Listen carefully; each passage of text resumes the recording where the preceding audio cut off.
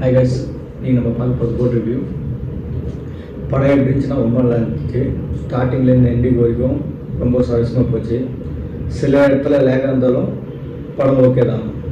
சொல்லப்போனால் தளபதி first time நம்ம ஒரு புது விதமான அவதத்தில் பார்த்த மாதிரி இருந்துட்டு, ஏன்னா ட்ரெயிலரில் காட்டும்போது நம்ம தேட்டரில் போய் பார்த்தோம் ஃபுல்லாக ஃபேக்காக இருந்துச்சு. சொல்லப்போனால் இந்த ட்ரெயிலரில் வந்து நம்ம பார்த்து எக்ஸ்பெக்டேஷன் ஓகே.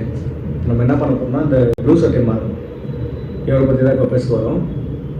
இவர் என்ன பண்ணுறாருன்னா, இப்போ பெரிய ஹீரோ படம் என்ன ஒரு ரிலீஸ் ஆகுதுன்னா எந்த ஹீரோ தான் பரவாயில்ல, எக்ஸாம்பிள் அஜித் ஆகட்டும், இல்லை ரஜினி ஆகட்டும், இல்லை விஜய் ஆகட்டும், இல்லை கமல்ஹாசன் ஆகட்டும், இவங்க படத்தெல்லாம் ரொம்ப டார்கெட் பண்ணுறாரு.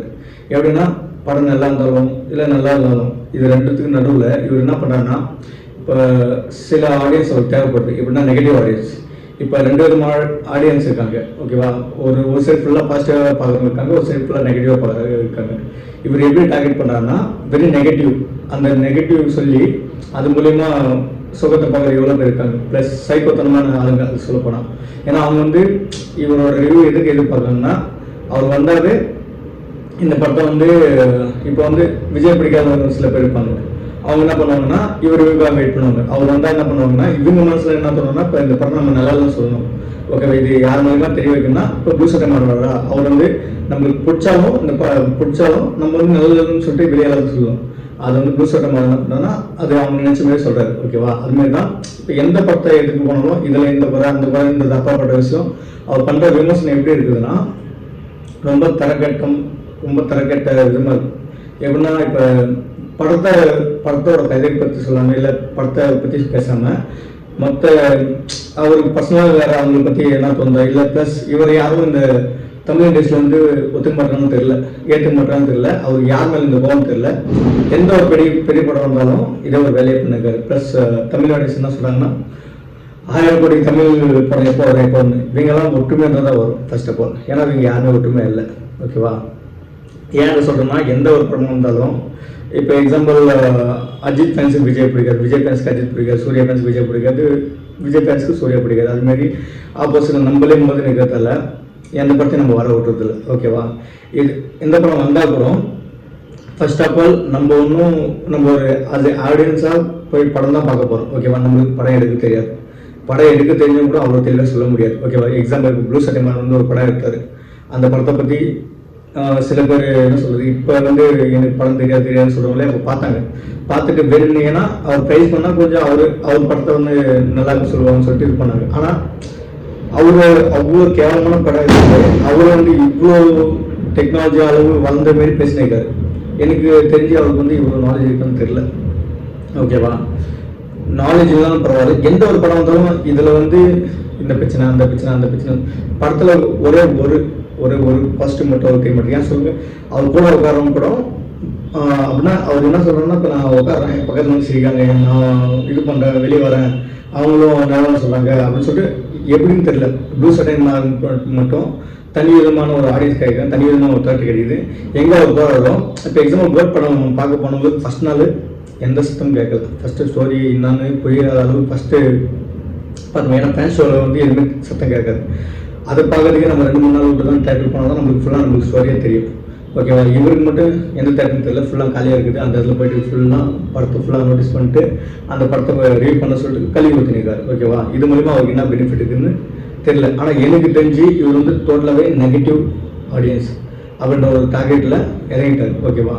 அப்படின்ற பட்சத்தில் இவர் இனிமேல்ட்டும், ஓகேவா? இப்போ வந்து இவர் சப்போர்ட் பண்ணுற அஜித் ஃபேன்ஸ் ஆகட்டும், ரஜினி ஃபேன்ஸ் ஆகட்டும், சூர்யா ஃபேன்ஸ் ஆகட்டும், இல்லை விஜய் ஃபேன்ஸ் ஆகட்டும், இவங்க எல்லாருமே அதுக்கடுத்து அவங்க படம் வரும்போதும் இப்படி தான் இவர் திட்டுவாங்க, ஓகேவா? அவருக்கு அதுதான் பிடிச்சிருக்கு. இப்போ எக்ஸாம்பிள் சொல்லணும்னா அவரை பற்றி இப்போ விஜய் ஃபேன்ஸ் ட்ரிகர் ஆகிட்டு அவர் என்ன சொல்லிட்டாங்களா, நீ இப்படிதான் அப்படின்னு சொல்லி கெட்ட வார்த்தையில் திட்டாங்களா?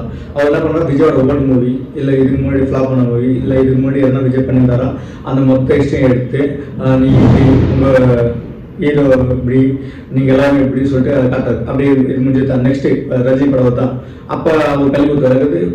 இவங்க எதனா ரஜினி பேச சொன்னால் ரஜினி இப்படி அப்படின்னு சொல்லிட்டு இப்படியே கல்வி ஊற்றுனிருக்காரு, ஓகேவா? இது மூலயமா இப்போ யாருக்கு லாஸ்ன்னா அந்த படத்தை எடுக்கும்போது கிட்டத்தட்ட இப்போ இந்த கோட் படத்தில் சொல்லப்போனால் ஒரு 1000-2000 டெக்னீஷியன்ஸ் வந்து வேலை செஞ்சு சொல்கிறாங்க, ஓகேவா? இந்த படத்தை நம்பி தான் அவங்க பழப்பு ஓடுது. ஓகே, இது வந்து நீங்கள் 1000 கோடி ஆக்குங்க இல்லை 500 கோடி ஆக்குங்க இல்லை பிடிக்கல, அதை விட்டுட்டு இப்போ ரிவ்யூவிலே சில பேர் வந்து படத்தை சுத்தமாக பார்க்குறாங்க. அவங்கள பொறுத்த வரைக்கும் படம் நல்லா இல்லை, படம் நல்லா இல்லைன்னு சொல்லணும், அதுக்காகவே வரணும். ஓகேவா, ஒருத்தவங்க ரிவ்யூ கேட்டால் அவங்க ஸ்டோரி கேட்க சொன்னால் அவங்க வந்து இப்போ எடுத்த உடனே படம் நல்லா இல்லை, படம் பிடிக்கல, அவ்வளோதான், அது சொல்லிட்டு போயிடலாம். என்ன பிடிக்கலன்னா தெரியல, ஆனால் பிடிக்கல, அதுக்கு காரணம் விஜய் பிடிக்கலையா இல்லை படம் பிடிக்கலன்னு தெரியல, ஆனால் அவனுக்கு பிடிக்கல. ஓகே, இதுமாரி சொல்கிறதால இப்போ என்ன பண்ணாங்கன்னா மீடியா பர்சன்ஸ் வந்து அவங்களோட ஃபஸ்ட்டு ஆன்லைனாக போட்டுட்டு ஃப்ரெண்டில் வச்சுருங்க. எப்படின்னா அவங்க ஒரு ஆள் தான் இப்போ 10 ரிவ்யூ சொல்கிறாங்க, 10 ரிவ்யூவில் ஒரே ஒரு ஆள் தான் நெகட்டிவ் சொல்கிறாரு. அந்த நெகட்டிவ் மட்டும் நோட் பண்ணி அதை கான்டாக்ட் பண்ணி தம்ப்நெயிலாக வச்சு வியூஸ் சேர்த்துறாங்க. ஓகேவா, எக்ஸாம்பிள் வந்து இப்போ நீங்கள் போய்ட்டு கோட் ரிவ்யூ சொல்லிட்டு யூடியூப்ல அடிச்சு பார்த்தீங்களா, அதிலே போய் வரும். ஓகேவா, கோட்டை பற்றி ரொம்ப தரக்குறைவாக பேசுகிறாங்க, படம் அவ்வளோ முக்கியம், நாங்கள் காசு வேஸ்ட்டு, நாங்கள் வந்தது வேஸ்ட்டு, நாங்கள் பண்ணது வேஸ்ட்டுன்னு சொல்கிறாங்க. ஓகேவா, அவங்க நம்பி நீங்கள் போய் பார்க்க போகிறீங்க. பார்க்க போனால் அதில் ஒரே ஒரு ஆள் யார் சொன்னோம் அந்த தமிழ் அவங்க மட்டும் தான் பேசுவோம். மீதி 10 பேர் ஃபுல்லாக படம் சூப்பர் படம் சூப்பர் படம் சூப்பர். ஆனால் அவங்களுக்கு என்னன்னா இப்போ பார்க்க வர ஆடியன்ஸ் வந்து படம் நல்லா இல்லை அப்படி சொல்கிற ஆடியன்ஸ் தான் அவங்களுக்கு தேவை. ஓகேவா, அதை இவங்க டார்கெட் பண்ணிவிட்டு அதை மட்டும் தமிழ் வச்சு காட்டுறாங்க. ஓகேவா, நான் என்ன சொல்ல வரேன்னா இது முடிவா, இது என்னோட ஃபஸ்ட்டு ரிவ்யூ இல்லை ஃபஸ்ட்டு ரீப்ளைன் கூட வச்சுங்க ப்ளூ சட்டை மாறனுக்கு. இதுக்கு முன்னாடியே நான் சொல்ல இருந்தேன், இனிமேட்டு சொல்லுவேன். ஓகே, இந்த நான் வந்து விஜய் ஃபேன் அது அப்போ பிரச்சனை நான் ஒரு சினிமா ஃபஸ்ட்டு நம்ம ஒத்துமையாக இருக்கணும். ஓகேவா, அதை வந்து எல்லாருமே சேர்ந்து முடிவு பண்ணதான் ஆகும். ஓகேவா, இப்போ நம்ம ஃபேன்ஸு ஃபைட்டு வாருன்னு சொல்லிட்டு அச்சுருந்தா எதுவும் ஆகாது. ஓகேவா, இப்போ எப்படின்னா ஒரு படம் இருக்கா நல்லா இருக்கா, அதில் இருக்க நல்லது மட்டும் சொல்லுங்க, கெட்டதாக இதை திட்டிக்கலாம். அதுக்கடுத்து டைரக்டர் ஆகட்டும் இல்லை ஹீரோ ஆகட்டும் மற்ற படமாகட்டும் அதை பார்த்து திட்டிக்குவாங்க. நீங்கள் என்ன சொல்லுங்க, இது ரொம்ப கேவலமாக முடியும், இதுமாதிரி படத்தை நான் பார்த்ததே இல்லை, இதுமாதிரி படம் வந்து ஏன் வந்துச்சுன்னு தெரில, நான் எக்ஸ்பெக்ட் பண்ணது ஒன்று, எக்ஸ்பெக்ட் பண்ணது என்ன.